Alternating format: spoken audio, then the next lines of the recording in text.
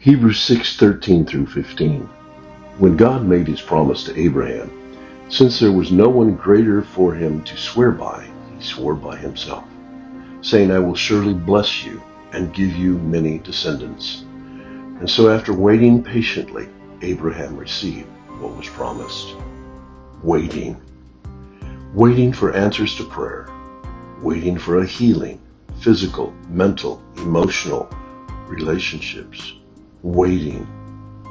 This is perhaps one of the most difficult things we do. Wait.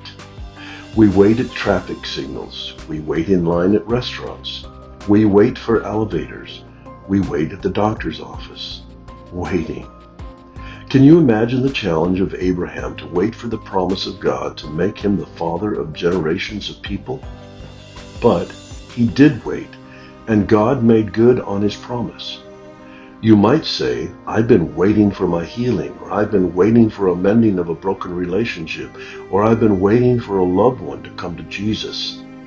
I believe Abraham was willing to wait even up to his death because he had that kind of faith in God. He is an example of patiently waiting on God to make good on his promise.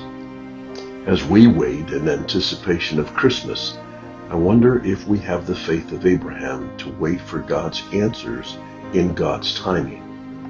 Too often I believe we give up on waiting and attempt to bring about answers to our prayers in our own strength.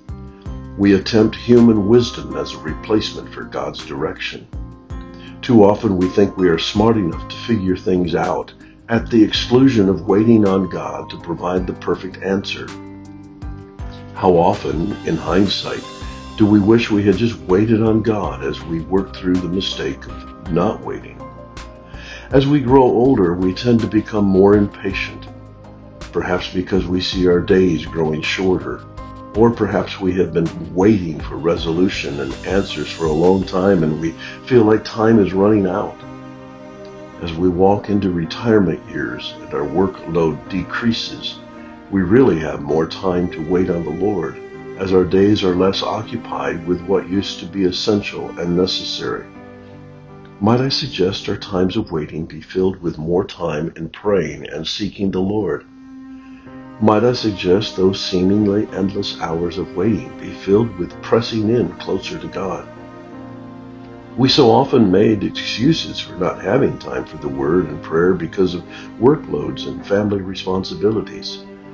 Now we have nothing but time. So while we wait, in the waiting, perhaps we should spend more time pressing into the Savior who came to us so many years ago. While we wait, perhaps we could focus more on praying for others and reaching out to others.